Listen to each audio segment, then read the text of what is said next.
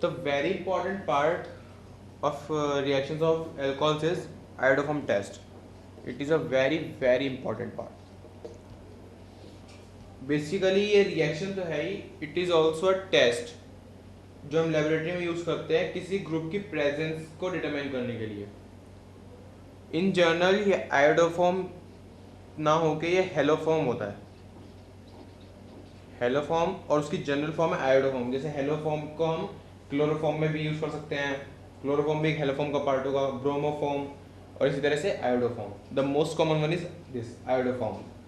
इस टेस्ट में होता क्या है, we will take a secondary alcohol like this and treat it with, if for haloform it will be X2, for iodoform it would be a iodine molecule and it would be a base NaOH.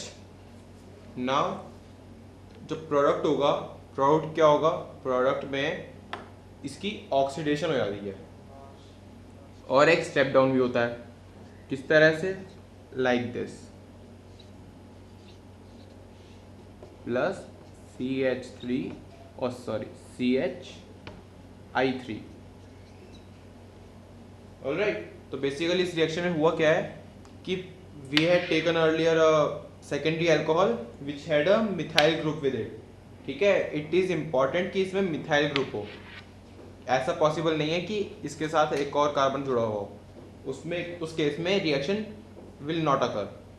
तो इसलिए सिर्फ वो हम discuss करेंगे क्यों नहीं हो पाता मैकेनिज्म में. बट अभी रिएक्शन को समझना जरूरी है कि एक बार रिएक्शन में हो क्या रहा है उसकी फील आए. इस रिएक्शन में हमने एक प्राइमरी अल्कोहल लिया and this whole is reagent. अगर ये रिएजेंट आपको दिखता है तो इसका मतलब क्या है, इसका मतलब ये है कि this reaction is concern with the iodoform test. ठीक है, ये आयोडोफॉर्म टेस्ट में ही यूज होती है. या फिर अगर आयोडीन की जगह में क्लोरीन लिख दें तो क्लोरीन का मतलब हो गया वो क्लोरोफॉर्म टेस्ट है. ठीक है, इस टाइप होता है but common is iodoform test. तो ये इसका रिएजेंट हो गया कि iodine as well as NaOH and NaOH is concentrated. Now अब रिएक्शन में हुआ क्या है, रिएक्शन में हुआ है जो ये वाला पार्ट था इसको इन्होंने ऑक्सीडाइज कर दिया है टिल एसिड. बेसिकली है तो ये एसिडेट, बट अगर इसकी मैं प्रोटोनेशन कर दूं तो इसमें ये एसिड बन जाएगा. तो जो ये चीज़ बनी है ये साइड प्रोडक्ट है. ये कहाँ से आया, इस वाले कार्बन से और इस वाले आयोडीन से. मतलब कार्बन और आयोडीन को मिला के मैंने यहाँ पे बना दिया CHI3. This is called iodoform. Although it's a side product of the reaction, but इसमें इंपॉर्टेंट चीज़ क्या है, इंपॉर्टेंट चीज़ है कि it is in form of yellow PPT. इसका मतलब क्या है कि जब ये रिएक्शन हो जाती है तो फाइनली मेरे पास येलो प्रेसिपिटेट्स आते हैं आयोडोफॉर्म के. They depict us that the reaction has occurred successfully. तो अगर मैं को आयोडोफॉर्म की प्रेजेंस दिख रही है तो दिस मीन्स दैट जो कंपाउंड हमने लिया था that gives positive iodoform test like this compound. ठीक है, बट हर कंपाउंड आयोडोफॉर्म टेस्ट नहीं दे पाता. वो हम मैकेनिज्म में पढ़ेंगे कि कौन कौन से कंपाउंड आयोडोफॉर्म टेस्ट दे पाते हैं. तो आयोडोफॉर्म टेस्ट में साइड प्रोडक्ट इंपॉर्टेंट है कि अगर उन्होंने दिखाया हुआ है कि yellow precipitates have settled down, this means it is a iodoform test and the compound shows positive iodoform test and this would be the acetate जो कि यहाँ से इस कंपाउंड से मिलेगा हमें. ठीक है, आयोडोफॉर्म टेस्ट का जो आयोडोफॉर्म रिएक्शन है इसका मैकेनिज्म देखते हैं. ऑल्दो इसका मैकेनिज्म काफ़ी बड़ा है बट काफ़ी इंटरेस्टिंग है. यहाँ पे हमारे पास जो हमने एग्जांपल लिया था वो वाला मॉलिक्यूल लिया है अल्कोहल का. लेकिन आप एक चीज़ ध्यान रखना, ये रिएक्शन सिर्फ अल्कोहल के लिए नहीं हो पाती, सिर्फ अल्कोहल के लिए ही नहीं होती, ये कीटोन और एल्डिहाइड के लिए भी हो जाती है. वो हम देखेंगे अभी किस किस में हो सकती है. बट हमने अल्कोहल को एग्जाम्पल लेके ट्रीट किया है.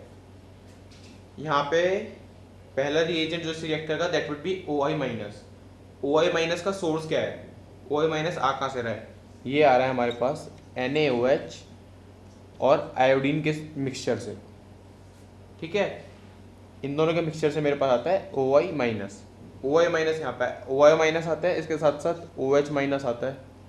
ठीक है, और कुछ आयोडीन भी होता है। ये सब मिक्सचर होते हैं। अब सबसे पहले इस पर अटैक करता है OA माइनस। OA माइनस की प्रेजेंस में इसका रोल क्या है? OA minus is oxidising agent, oxidising agent, ठीक है, और even it is a very strong oxidising agent. तो इसकी ऑक्सीडेशन करके ये इसे कीटोन बना देता है, और मे बी हाँ या कीटोन बन गया इसका, ये डबल बॉन्ड हो गया ना, अल्कोहल पार्ट कीटोन में कन्वर्ट हो गया है। अब इसके बाद इस पर हाइड्रोक्सिल आयन आता है। हाइड्रोक्सिल आयन क्या करता है? हाइड्रोक्सिल आयन यहाँ से एक प्रोटोन निकाल लेता है। वाई? बिकॉज यहाँ पे क्या है, इसके पास एक डेल्टा नेगेटिव चार्ज है, इसके पास एक डेल्टा पॉजिटिव चार्ज है, ठीक है, और इसका एक अपना इंडक्टिव इफेक्ट होगा, जिसके वजह से जो ये हाइड्रोजन होता है ये एसिडिक होता है, एसिडिक हाइड्रोजन। ये हम एल्डिहाइड कीटोन वाले चैप्टर में पढ़ेंगे कि alpha hydrogen of aldehyde and ketone is acidic, ठीक है। So this hydrogen is acidic in nature and when it comes in contact with the base OH minus, it removes it and forms water, and the remaining part is this RCOCH2। तो हमारे पास एक carbon ion बन जाता है। Carbon ion में क्या होता है, फिर आयोडीन मॉलिक्यूल आता है, उसमें एक टाइप से हेटेरोलाइटिक क्लेवेज होती है, एक पॉजिटिव और एक नेगेटिव। जो पॉजिटिव वाला पार्ट होता है वो नेगेटिव वाले पार्ट इस पर अटैक करता है कार्बन आयन पे, और ये मॉलिक्यूल बन जाता है। सिमिलरली 2 बार और ऐसा होता है कि इसमें से एक और हाइड्रोजन निकलता है इस प्रोसेस से, और फिर एक और आयोडीन आता है, फिर एक और बार हाइड्रोजन निकलता है क्योंकि एसिडिक तो भी है ही ना वो, और फिर एक और बार आयोडीन आता है।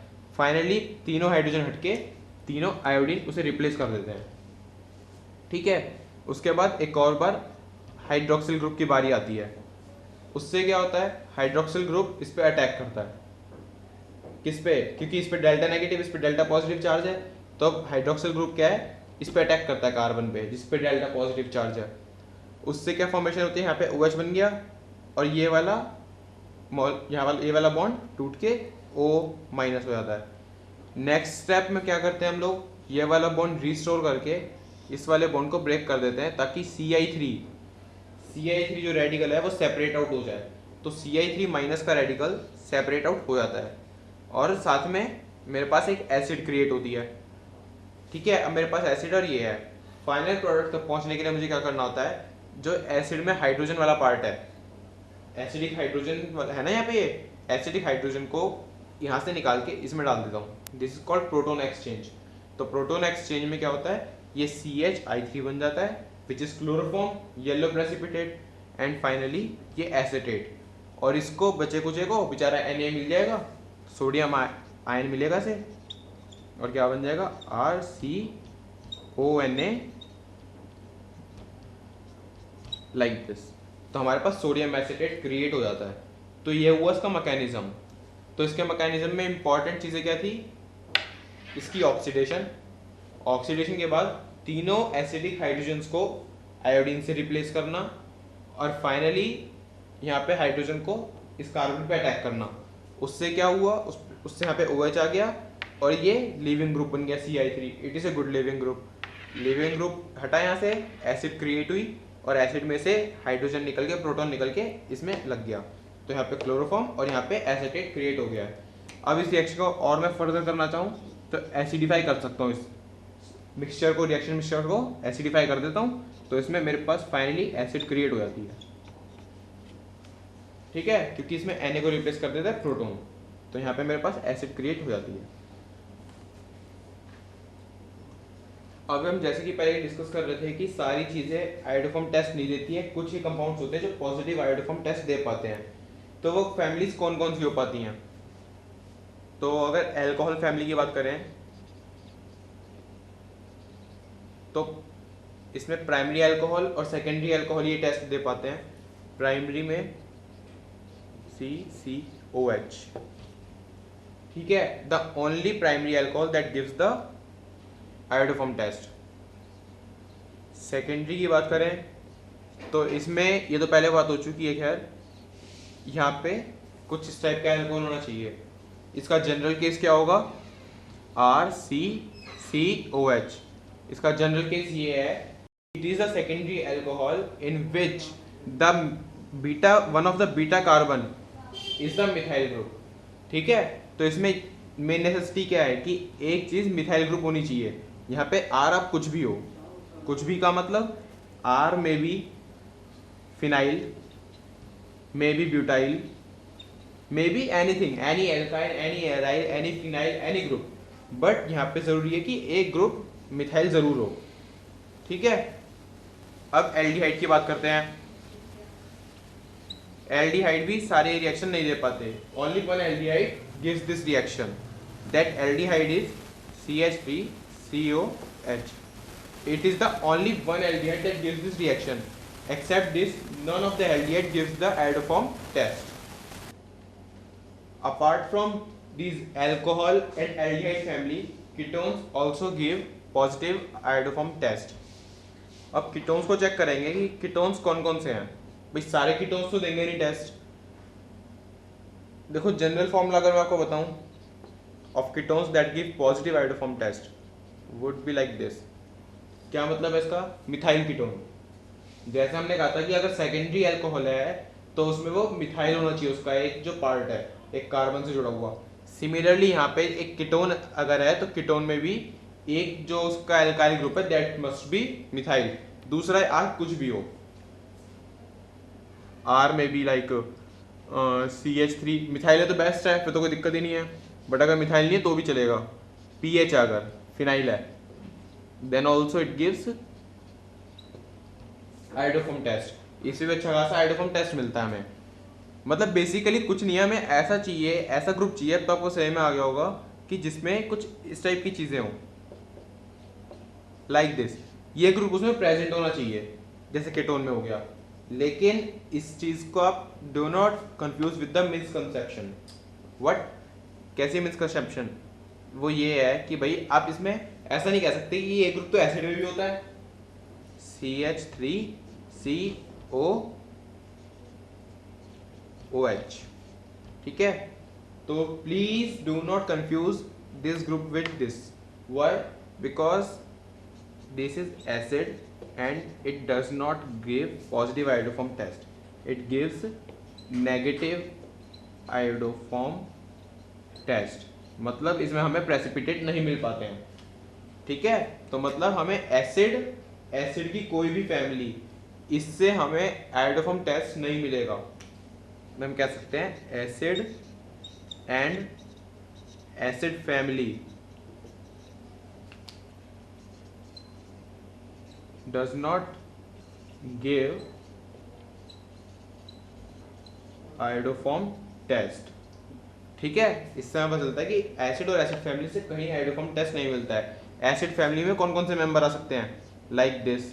यहाँ पे अगर आर है, मान लो आर क्या, अगर यहाँ पे CH3 ले लो तब भी नहीं हो पाएगा। मिथाइल ग्रुप ले लिया जैसे COOH, ये तो दे ही नहीं पाएगा। OH की जगह अगर मैंने लगा दिया Cl, एसिड हैलाइड ये भी नहीं दे पाएगा, एमाइड ये भी नहीं दे पाएगा, एस्टर ये भी नहीं दे पाएगा।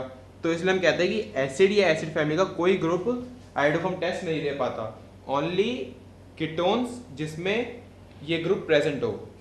ठीक है, तो बेसिकली हमें क्या चाहिए, मिथाइल ग्रुप मस्ट है सेकेंडरी पोजीशन पे।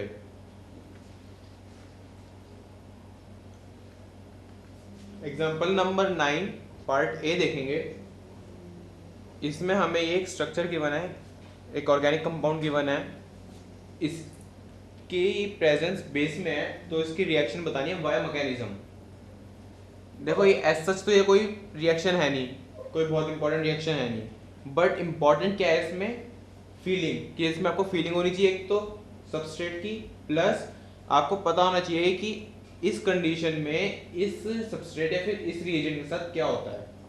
बस इतनी चीज इसमें जाननी बहुत है।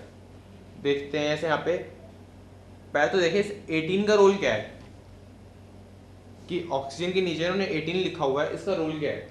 इसका रोल ये है कि ये तो आइसोटोप है, तो आपको पता ही चल गया हो कि ऑक्सीजन का आइसोटोप है ये, 16 वाला आइसोटोप नहीं, 18 वाला आइसोटोप है जिसका मास नंबर 18 है। तो इसकी सिग्निफिकेंस क्या है, इन्होंने ऐसे मेंशन क्यों करा है? इन्होंने मेंशन इसलिए करा है क्योंकि यहाँ पे O है और यहाँ पे O18 है, दोनों में डिफरेंस है। अब जब मैं फाइनली प्रोडक्ट बनाने वाला हूँ तो प्रोडक्ट बनाते टाइम क्या होगा कि मुझे ध्यान रखना पड़ेगा कि इस ऑक्सीजन और इस ऑक्सीजन की पोजीशंस क्या क्या हैं, उनकी रिस्पेक्टिव पोजीशंस इंटरचेंज नहीं कर सकता। तो इसलिए इन्होंने मैकेनिज्म पे, एग्जामिनर का इसमें मेन एम ये है कि आपको आपकी ये एबिलिटी चेक करेगी आपको मैकेनिज्म बनाने आते हैं कि नहीं आते। तो इसमें मैकेनिज्म का ही रोल है सारा कि इसमें मैकेनिज्म क्या होगा। अगर आपको मैकेनिज्म पता है तो आप पता लगा सकते हो कि इस ऑक्सीजन 18 की पोजीशन क्या होगी। ठीक है, तो इसमें स्टार्टिंग कैसे करेंगे, बेस गिवन है ना, तो यहाँ से हाइड्रोजन हटा दो, क्योंकि देखो अगर बेस गिवन है, बेस में और कुछ पॉसिबिलिटी दिख रही है, कुछ पॉसिबिलिटी नहीं है, सिर्फ एक है कि यहाँ से अगर प्रोटॉन हटा दूं मैं, जैसे कि अगर एसिड की प्रेजेंस में मैं एसिड को अटैक करवाता हूँ ना H+ को, यहाँ पे बेस की प्रेजेंस में प्रोटॉन को रिमूव कर दूंगा तो O- बचेगा यहाँ पे, X हेयर O18 एंड यहाँ पे O-। ठीक है, ये होगा। अब क्या होने वाला है, यहाँ पे देखो X है तो X के ऊपर एक डेल्टा नेगेटिव चार्ज होगा और यहाँ पे डेल्टा नेगेटिव है तो यहाँ पे डेल्टा पॉजिटिव होगा। क्यों, क्योंकि X जो है वो हेलोजन है और हेलोजन क्या होता है, वो एक इलेक्ट्रोनेगेटिव एलिमेंट होता है। तो इसके वजह से क्या होगा, यहाँ पे ये रिमूव हो जाएगा और ये इस पर अटैक कर देगा तो रिंग फॉर्मेशन हो जाएगी। और रिंग फॉर्मेशन के लिए क्या करते हैं, नंबर डालते हैं, तो नंबर डालने शुरू कर दो, 1 2 3 4 5, 5 मेंबर की रिंग बनेगी जिसमें फर्स्ट नंबर पे ऑक्सीजन है। ठीक है जी, फर्स्ट से जुड़ा फिफ्थ, 4 3 एंड 2, 1 और 2 जुड़े हुए हैं और 2 पे डबल बॉन्ड O18। ठीक है, प्लस X- रिमूव हो जाएगा यहाँ से, इसके ऊपर डेल्टा माइनस चार्ज था ना, तो एज अ एनाइन रिमूव हो जाएगा और what will be remaining would be like this product. ठीक है, तो इस प्रोडक्ट में क्या है कि ऑक्सीजन 18 जो है वो यहाँ पे डबल बॉन्ड में आ गया है। ठीक है, लेकिन इसमें क्या होता है, एक प्रोबेबिलिटी और होती है, और वो प्रोबेबिलिटी क्या होती है, वो प्रोबेबिलिटी होती है रेजोनेंस। कैसे, देखो हमने सिंपली डायरेक्टली ये प्रोडक्ट तो बना लिया, दूसरी प्रोबेबिलिटी से प्रोडक्ट बना के देखते हैं। इसमें रेजोनेंस कहीं नजर आ रही है, नेगेटिव बॉन्ड डबल बॉन्ड है ना रेजोनेंस, तो ठीक है जी, यहाँ पे से शिफ्ट करें नेगेटिव चार्ज को और ये इस पे आ जाएगा। तो किस टाइप की चीज बनेगी, ये कुछ ऐसा बनेगा, यहाँ पे तो X माइनस जो रिमूव होने वाला है डेल्टा माइनस, यहाँ पे डेल्टा प्लस, यहाँ पे आ जाएगा ऑक्सीजन से डबल बॉन्ड और ये हो जाएगा O18 माइनस। ठीक है, अब इसके बाद क्या करना है, इसके बाद कुछ नहीं, बस वही रिंग बनानी है अपनी। इसके लिए भी यहाँ पे अटैक कर देंगे, तो इसमें क्या होगा, इसमें उल्टा हो जाएगा, O18 रिंग के अंदर चला जाएगा जैसे यहाँ पे था और O डबल बॉन्ड में आ जाएगा। तो बस इसका मतलब हमें क्या हुआ, हमारे पास दो इक्वली स्टेबल कंपाउंड्स मिल गए और दोनों डिफरेंट है। क्या डिफरेंस है दोनों में, ये डिफरेंस ये था कि एक 18 था और एक 16 वाला आइसोटोप था, और उनकी सिग्निफिकेंस क्या थी कि एक बार ऑक्सीजन 16 वाला रिंग में होगा और एक बार ऑक्सीजन 18 वाला रिंग में होगा, और दोनों कंपाउंड्स इक्वली स्टेबल होंगे और इक्वली अमाउंट में प्रेजेंट होंगे। ठीक है, तो इसमें ये ऐसा कोई मतलब नहीं है, बट बेस की प्रेजेंस की वजह से ये सब हो गया। ठीक है, एल्कोहल्स को टेस्ट